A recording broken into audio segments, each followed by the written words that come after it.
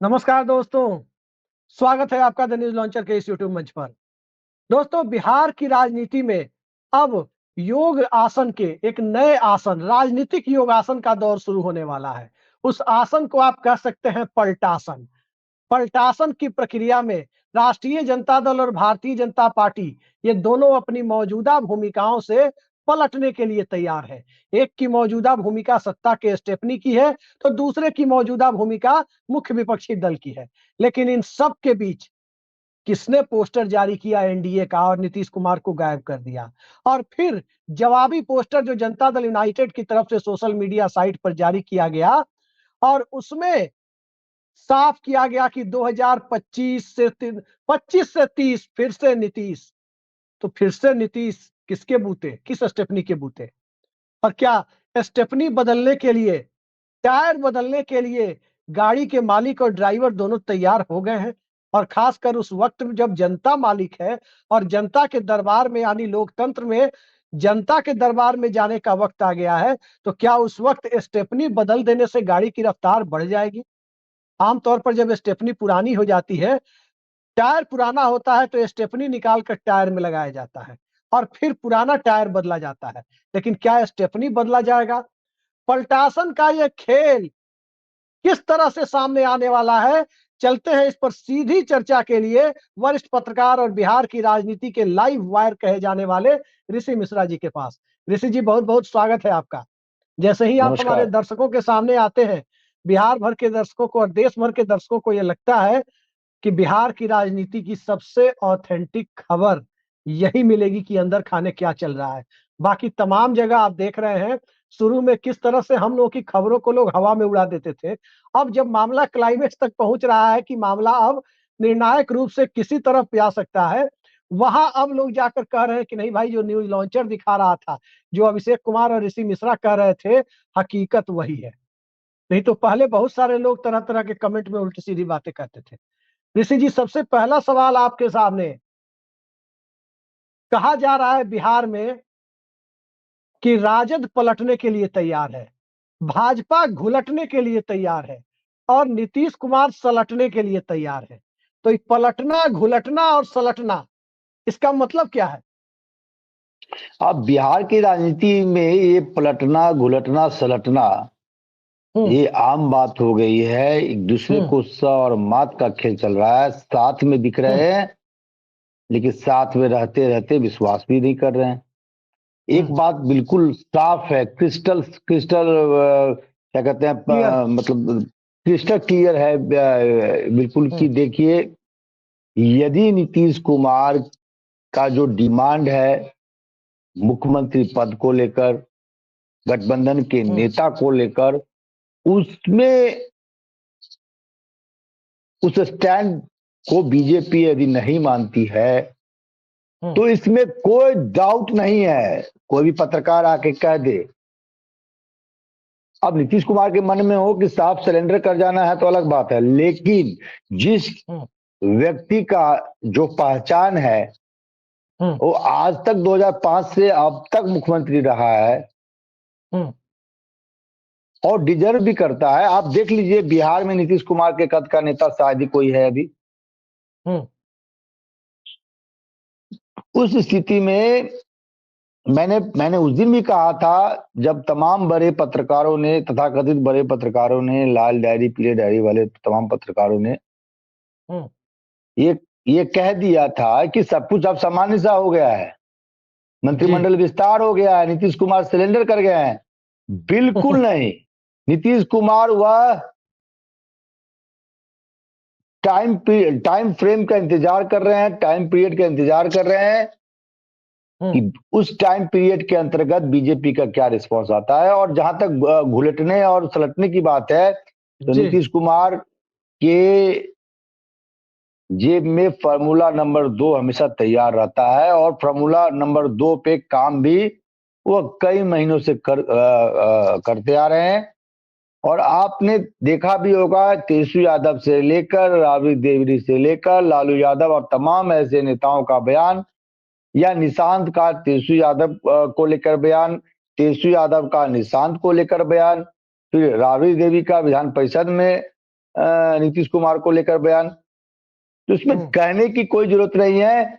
हालांकि मेरा अभी भी मानना है कि नीतीश कुमार एनडीए के साथ चुनाव लड़ना चाहते हैं, लेकिन सबसे बड़ा शर्त यह है कि मुख्यमंत्री का चेहरा वो होंगे, और गठबंधन चुनाव जीतती है तो अगले 5 साल के लिए मुख्यमंत्री नीतीश कुमार होंगे। क्या इन शर्तों पे बीजेपी तैयार है? और मेरे पास जो खबर है कि बीजेपी इस बार किसी भी हालात में, किसी भी कंडीशन में अपना मुख्यमंत्री बनाना चाहते हैं। और आप देख लीजिए मंत्रिमंडल में जो 7 नए लोग लिए गए हैं, उसमें से 3 या 4 जो हैं वो नीतीश कुमार के आधार को डेंट करने के लिए उसी आधार वाले समाज से आने वाले व्यक्तियों को रिप्रेजेंटेशन दिया गया है। कुर्मी, ये जो कुर्मी रैली जो कृष्ण कुमार मंटू किया है, क्या ये कृष्ण कुमार मंटू को आप भी जानते हैं, मैं भी जानता हूँ, अमनौर के विधायक है, इतनी उनकी हैसियत है कि अपने बलबूते पे वो इतना बड़ा रैली कर लेंगे? सवाल ही नहीं है। तो आप समझने की जरूरत है, साथ में भी है और सा और मात का भी खेल चल रहा है। कौन किसको सा देता है, कौन किसको मात देता है, आने वाले दिनों में तय होगा। जी ऋषि जी, एक खबर ये आ रही है और विश्वस्त सूत्रों के हवाले से आ रही है कि जनवरी महीने में राजद और जदयू के बीच डील करीब करीब फाइनल हो गई थी। जनवरी के, इसी साल जनवरी में ये डील फाइनल हो गई थी कि कैसे बिहार की सत्ता में राष्ट्रीय जनता दल को लाना है और बिहार में एक महागठबंधन सरकार को फिर से शक्ल दे देनी है। लेकिन कहा गया कि इन मौके पर तेजस्वी यादव की तरफ से या राजद की तरफ से कुछ बातों को लेकर रिजर्वेशन जाहिर किया गया। एक कारण यह बताया गया। दूसरा कारण यह बताया गया कि इस डील के फेल होने के पीछे जांच एजेंसियों क्या, जो कहते हैं ना पिंजड़ाबंद तोतों की भूमिका, उस पिंजड़ाबंद तोतों की भूमिका ने इन मौके पर अपनी बड़ी भूमिका निभा दी, जिस वजह से मामला पलट गया। ये क्या लगता है, जो डील जनवरी में करीब करीब हो चुकी थी और उसके बाद अचानक टूट गई, क्या फिर से वो वायरिंग दुरुस्त कर दी गई है और वो वायरिंग दुरुस्त करने के बाद अब उसमें करंट सप्लाई की कोशिशें की जा रही है? देखिए, इसको समझने के लिए आप निशांत के बयान को देखिए। आज भी बयान दिया है निशांत और पटना हनुमान मंदिर में। निशांत नीतीश कुमार के पुत्र निशांत ने क्या बयान दिया, मतलब 2-3 दिन पहले क्या बयान दिए थे कि मेरे पिता यानी नीतीश कुमार को गठबंधन का नेता बीजेपी या तमाम सहयोगी दलों को घोषित कर देना चाहिए। यही लाइन था, यही कहने का अर्थ था, हूबहू यही कहने का अर्थ था कि मतलब गठबंधन को मेरे पिता यानी नीतीश कुमार को गठबंधन का नेता घोषित कर देना चाहिए। यानी अभी तक गठबंधन का नेता कौन होगा आगामी विधानसभा चुनाव में ये तय नहीं है। और यदि इस बात पे सहमति नहीं है तो क्या नीतीश कुमार रहेंगे? बड़ा सवाल। ये बिहार का एक अदना सा बच्चा, बिहार का एक छोटा 10 साल का बच्चा भी अन्य राज्यों के लोगों से बेहतर राजनीति समझते हैं। उससे भी आप पूछ लीजिएगा कि नीतीश कुमार को यदि मुख्यमंत्री बीजेपी नहीं बनाती है तो नीतीश कुमार रहेंगे? वह बच्चा स्वतः आपको कहेगा कि नहीं। तो क्या आप अमित शाह, नरेंद्र मोदी, जेपी नड्डा या जो बिहार प्रभारी है उनके तरफ से आपने ये बयान सुना है कि नीतीश कुमार ही चुनाव के बाद अगले 5 साल के लिए मुख्यमंत्री होंगे? बिल्कुल नहीं। कभी कभी दिलीप जायसवाल कवर फायर दे देते हैं, कवर फायर देने के बाद फिर बैक फायर भी हो जाते हैं कि हम छोटे मोटे नेता हैं। और कल प्रेम कुमार ने तो हकीकत ही मतलब एक तरह से रख दिया। और प्रेम कुमार को छोटे मोटे नेता नहीं है, पुराने अनुभवी नेता है, वर्तमान सरकार में मंत्री है, 90 से विधायक है। उससे पहले विजय सिन्हा, उससे पहले विनोद तावड़े, उससे पहले अमित शाह। नहीं तो समझने की जरूरत है। और चर्चा तो जेडीयू को लेकर भी है। चलिए, इस चर्चा के बीच में अपने दर्शकों को बता दें कि आज बिहार के मुख्यमंत्री नीतीश कुमार का 75वां जन्मदिन है। 74 साल पूरे कर चुके हैं। न्यूज लॉन्चर के दर्शकों की तरफ से हम अपनी तरफ से भी बिहार के मुख्यमंत्री को बधाई देते हैं जन्मदिन के अवसर पर, और उनके दीर्घायु होने की कामना करते हैं, स्वस्थ रहने की कामना करते हैं। और बाकी जो कामना पत्रकार के तौर पर हमें नहीं करनी चाहिए, वो हम नहीं करेंगे कि आप जिताइए, वो उनकी पार्टी का काम है कि उन किसको जिताइए, किसको हराइए। लेकिन लोकतंत्र के महापर्व में पूरी सक्रियता के साथ नीतीश कुमार भाग ले, इसकी कामना हम जरूर कर रहे हैं। जो चुनाव है लोकतंत्र का महापर्व है। ऋषि जी, अब आगे अब से आपसे सवाल ये है कि जन्मदिन के बाद नीतीश कुमार किस तरह की भूमिका में खुद को देख रहे हैं, और अब उनकी भूमिका को लेकर जब भारतीय जनता पार्टी की नीयत कहने की बात नहीं है कि वो स्पष्ट हो चुकी है।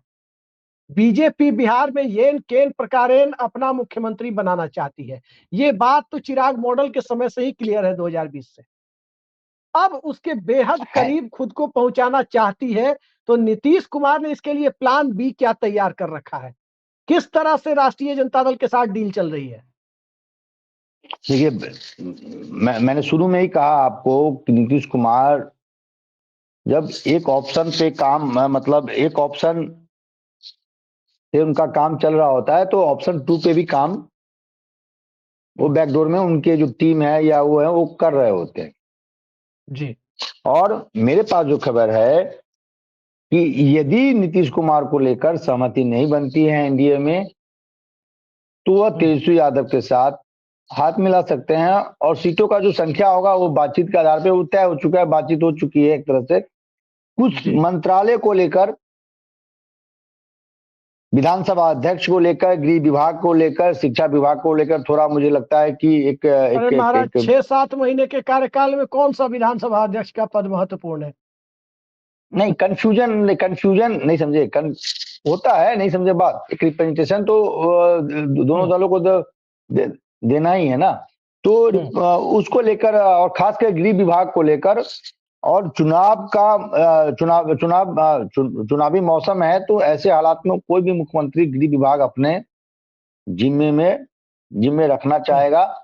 तो इन्हीं 2-3 बातों को लेकर थोड़ा कन्फ्लिक्ट है, और ये मुझे लगता है कोई एक बड़ा इश्यू है जिसको रिजॉल्व नहीं किया जा सकता है। लेकिन सवाल ये उठता है कि स्टैंड नीतीश कुमार को लेना होगा। मैं बार बार कह रहा हूं, नीतीश कुमार एक टाइम फ्रेम बीजेपी को दे दिया है। उस टाइम फ्रेम के अंदर यदि बीजेपी डिसीजन नहीं लेते हैं तो आपको बिहार में नए गठबंधन में नए साथी के साथ नीतीश कुमार चुनाव लड़ते नजर आएंगे।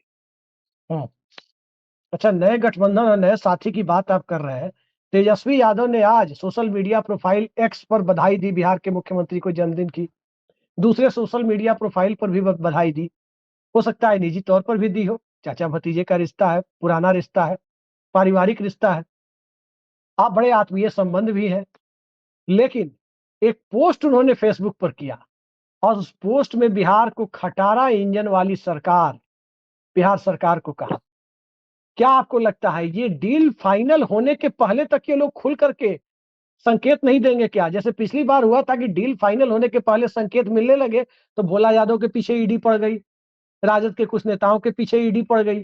तो क्या इस बार ईडी को भी ये मौका नहीं देंगे? ईडी को भी क्या चाहते हैं कि कुछ आते हैं वो लोग, चाय नाश्ता करते हैं घर पर ईडी वाले, तो उसके पहले संकेत देने में क्या जाता है? मान लीजिए 2-4 कप चाय ही खर्चा होगा ना, ईडी वाले आएंगे, अपनी भूमिका निभा देंगे, 2-4 कप चाय खर्चा होगा, 2-4 A4 साइज के पेपर पर कुछ और सवाल वाल लेकर के आएंगे पूछने के लिए, यही सब होगा। कुछ देखिए, ईडी के अधिकारी आए तो ये सब चीजें होना चाहिए था, पहले से संकेत देते खोल करके। थोड़ा बहुत तकरार क्यों सोशल मीडिया पर दिखाया जा रहा है? अब बड़े बड़े देखिए, बड़े आप भले लोग हैं ईडी के लोग, मैं जानता हूं एक आप ईडी के लोग। ऋषि जी, थोड़ा हमको सवाल खुल करके कर ले दीजिए। ईडी के लोग बड़े भले लोग हैं, मैं जानता हूं, बहुत भले लोग हैं। वो आते हैं, दिन भर बैठते हैं, सवाल पूछते हैं, बताते भी हैं। तेजस्वी यादव ने कहा था कि नहीं, ऊपर से कहा गया है कि सवेरे से शाम तक वहीं बैठे रहिए।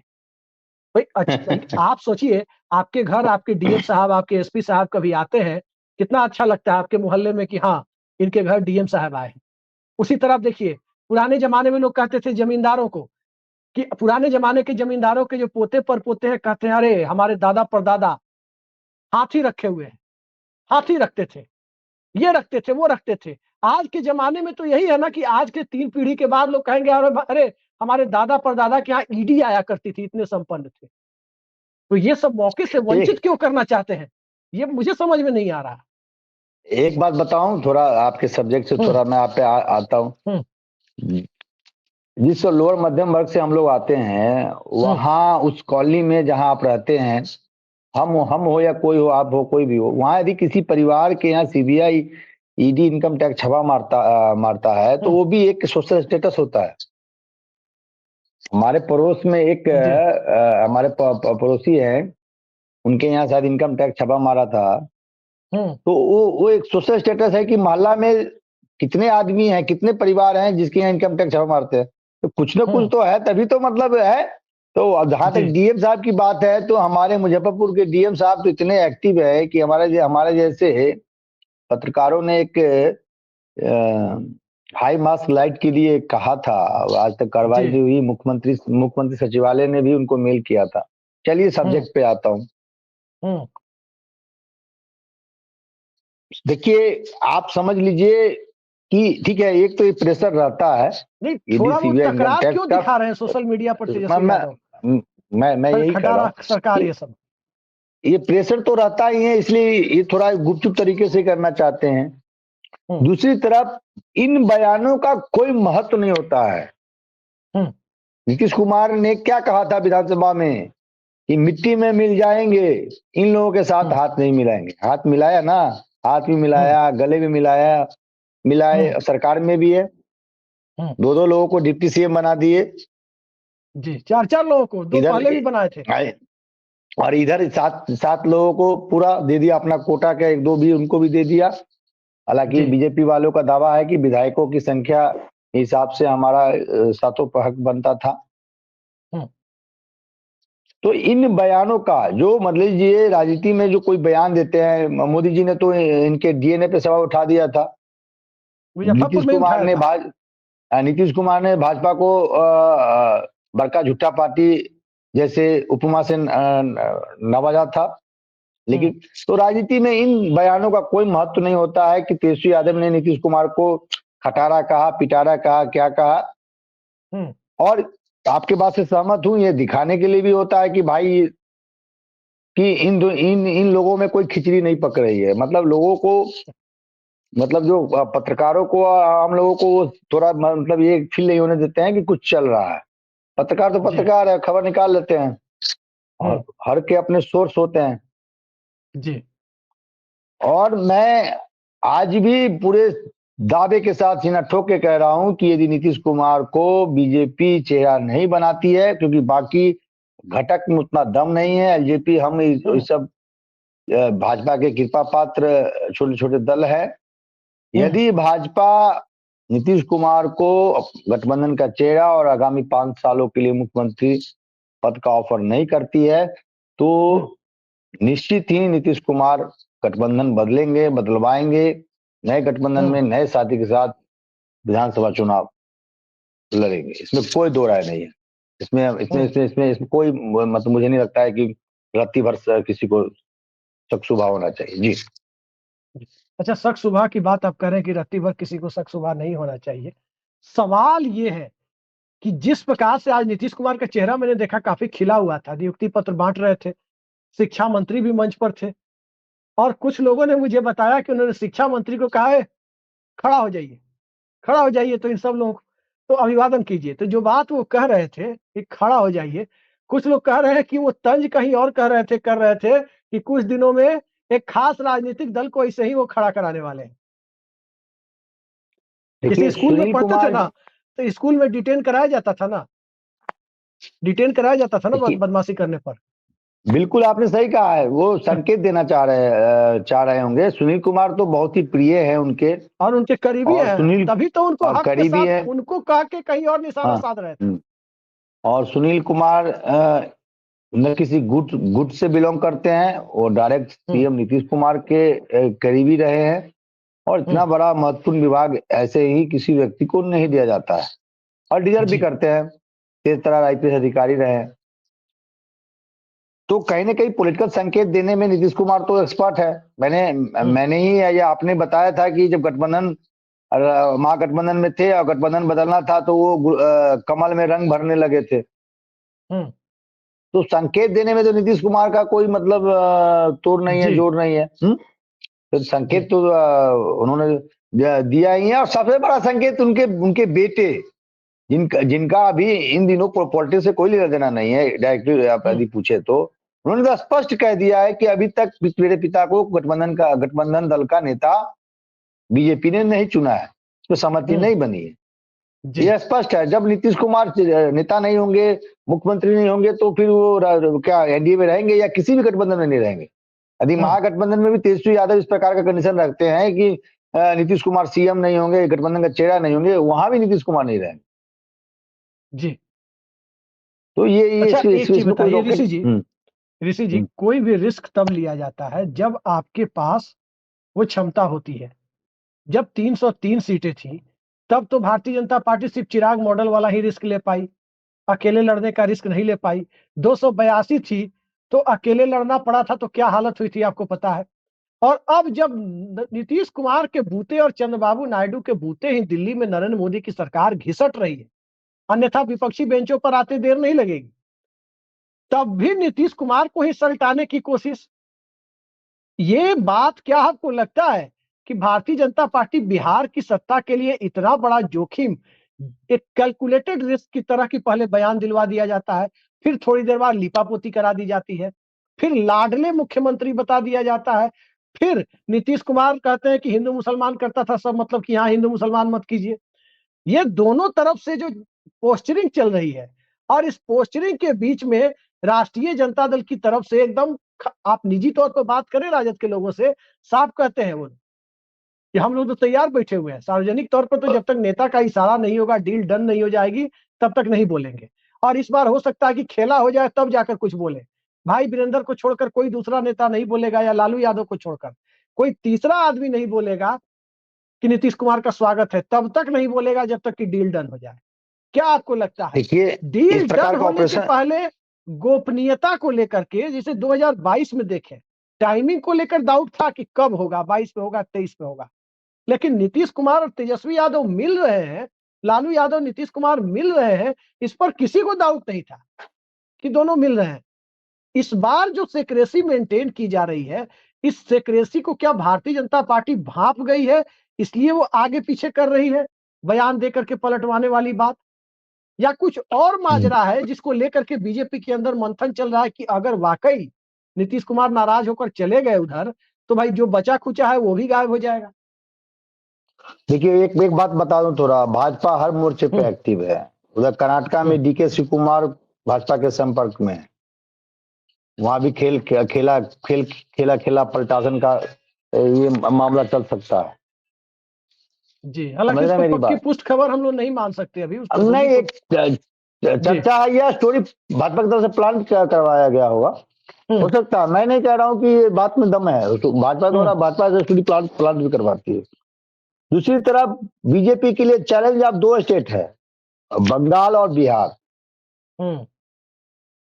और बिहार में नीतीश कुमार को लेकर जो एक नैरेटिव बनाया गया है कि नीतीश कुमार, आप भाजपा के किसी भी नेता से ऑफ द रिकॉर्ड बात कर लीजिए, वो ये कहेंगे कि नीतीश कुमार अब मानसिक और शारीरिक रूप से स्वस्थ नहीं। वो बताएंगे कि मानसिक और शारीरिक रूप से स्वस्थ नहीं है। ये नैरेटिव क्यों बनाया जा रहा है?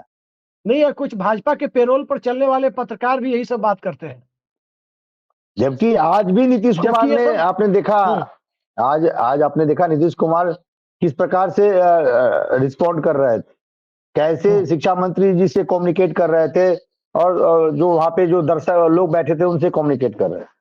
तो नीतीश कुमार पूर्णतः स्वस्थ है, इसमें कोई दो राय नहीं है, लेकिन नैरेटिव बनाया जा रहा है। दूसरी तरफ जो सहयोगी दल है उनसे भी बयान दिलवाया जा रहा है। नहीं, यहाँ चाहे आपको लोजपा रोकेंगे हो। ऋषि जी, यहाँ आपको रोकेंगे, मुझे याद है, मैं वो क्लिप ढूंढ कर आपको भेज देंगे।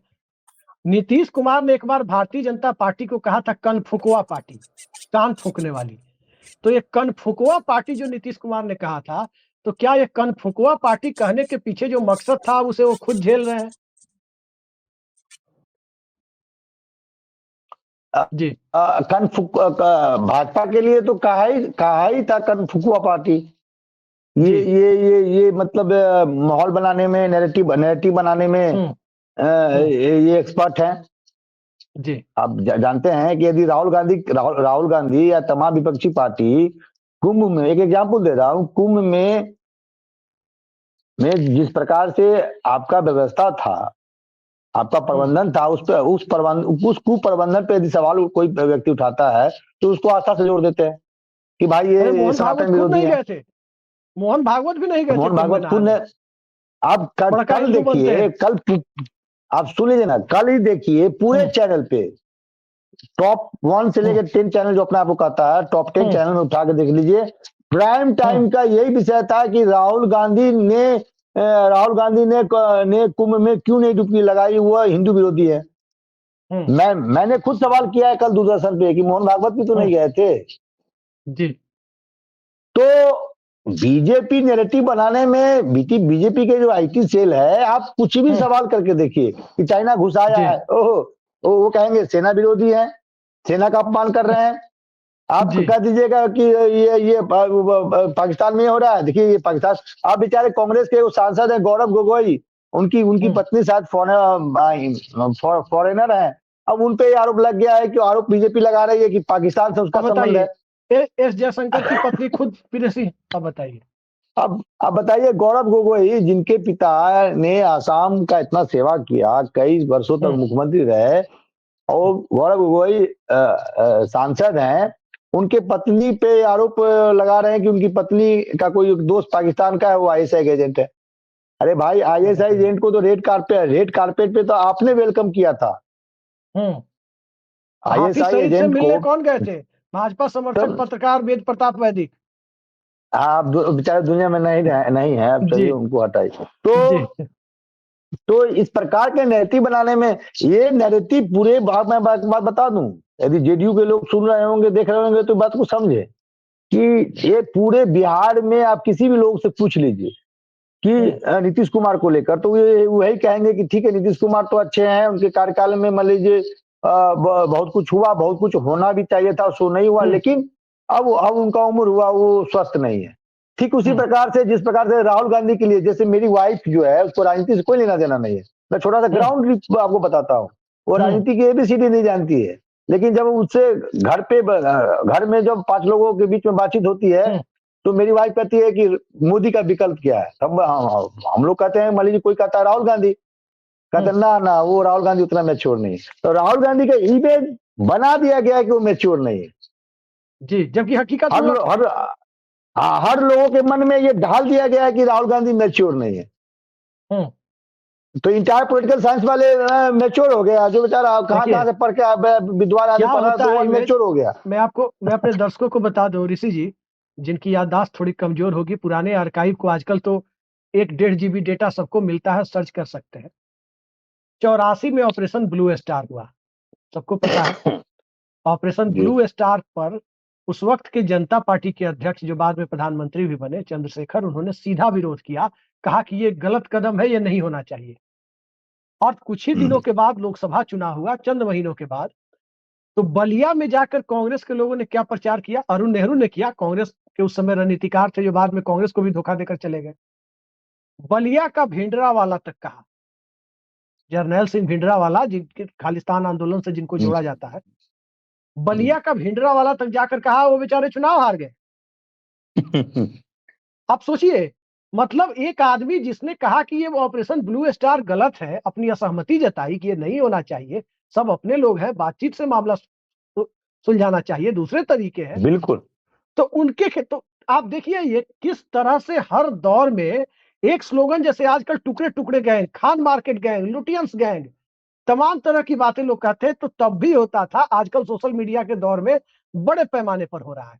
तो किसी के बारे में धारणा बना दी जाती है कि ऐसा है। लालू यादव ने चरवाहा विद्यालय खोला, मैं आपको बताऊं, आपको अपने भी जानते हैं कि चरवाहा विद्यालय का कॉन्सेप्ट एक बेहद अच्छा कॉन्सेप्ट था, कि जो मतलब गरीब परिवार के बच्चे हैं, वो अगर पशु नहीं चराएंगे, चरवाहा का काम नहीं करेंगे, तो उनके घर में रोटी नहीं आएगी, लेकिन उनके साथ उनको शिक्षा भी मिलनी चाहिए। ये अलग बात है कि लालू यादव कभी भी एक सख्त प्रशासक नहीं रहे, और जो योजनाएं उन्होंने शुरू की उसको वो आगे लेकर के अंजाम तक नहीं पहुंचा पाए। उस एजेंडे को अंतर्राष्ट्रीय स्तर पर सराहना मिली थी चरवाहा विद्यालय को, लेकिन वो उसको आगे नहीं बढ़ा पाए। तो ये अलग बात है कि राजनीति में, अब देखिए लालू यादव को क्या कहा था, चरवाहा विद्यालय खोल रहे थे। अरे भाई, चरवाहा विद्यालय खोलने में क्या गलती थी? चरवाही करने वाला लोग पढ़ाई भी कर ले, इसमें क्या बुराई है? तो ये नैरेटिव सही चलता है। रहता है, इस पर ध्यान मत दीजिए कि क्या चल रहा है।